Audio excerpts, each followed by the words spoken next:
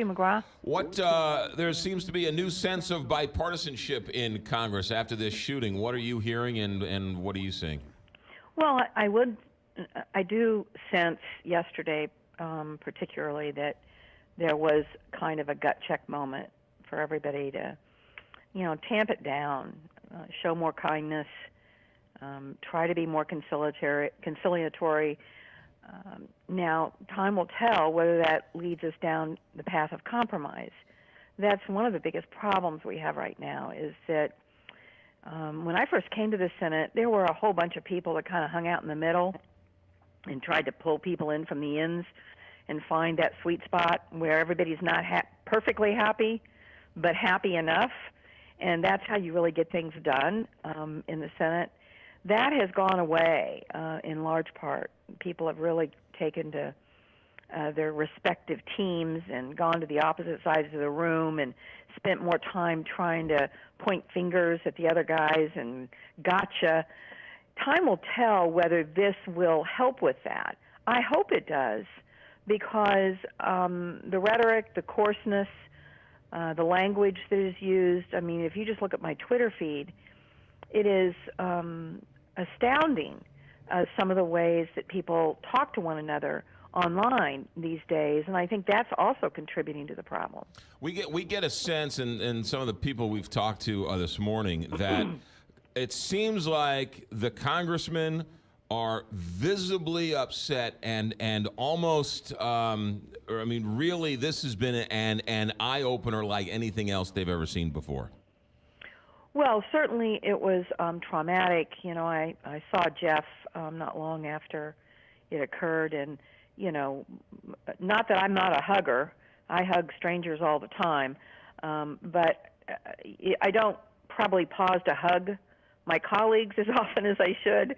And my first instinct the minute I saw him was to hug him because he was safe and he had just been through probably the most traumatic experience of his life. So I do think it will have a permanent impact on the people that were on that softball field or baseball field. I don't know if it's going to be enough to overcome the trend that has led us to a place that name-calling happens more frequently than complimenting one another. It's everyone talks about the political rhetoric, and certainly it has gotten to a point where it's ridiculous. I mean, your Twitter feed, my email, I can't say anything without somebody, saying awful things about me and my friends, and anatomically things I can't physically do. So we've all been there. But it's not really that. I mean, this man was mentally deranged, and all of these shootings, you can argue about why, but ultimately they're just unstable people in the world who are not getting the help they need. There's no question. This is a deranged criminal that did this. This wasn't a political activist. It was a deranged criminal, just like there was a deranged criminal that shot Gabby Giffords. So we've got to realize that cutting mental health services and not realizing that the mental health needs of this country are largely going unmet for people who don't have money is something that we really need to. I mean, I will give my colleague Roy Blunt credit.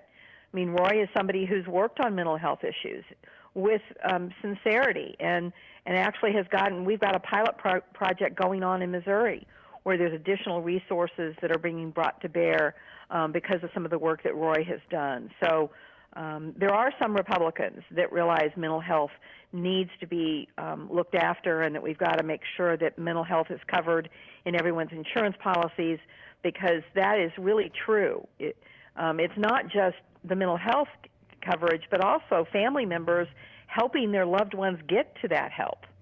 Recognizing when you've got somebody who's isolating themselves, somebody who's got a pattern of behavior that is bizarre, that you've got to try to do everything you can to get your loved one to professional help, or you could have a tragedy like we've seen over and over in this country with these mass shootings.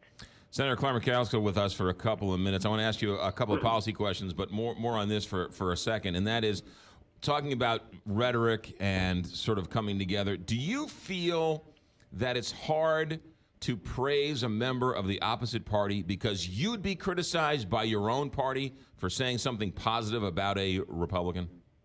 I get criticized by members of my own party all the time. I have for my entire career because I am not somebody who believes that it's my way or the highway in terms of the party dogma. I try to look at every issue independently. So I've been called a corporate dem. I've been called a corporate shill. I've been called, Monsanto handmaiden. I can give you lots and lots of things I've been called. I'm pretty sure the Senate historian has not confirmed this, but I'm pretty sure I'm the only senator in America that had the far right and far left up on TV against me at the same time in my last election. So I'm used to that, and I really do think that we've got to put up with some more of that because that's the only way we're going to get to the middle and find compromises that allow us to get things done. Because here's what's going on, McGraw. People are so angry at Washington because we're not doing our jobs. We're not getting things done. We're not doing things that impact their daily lives.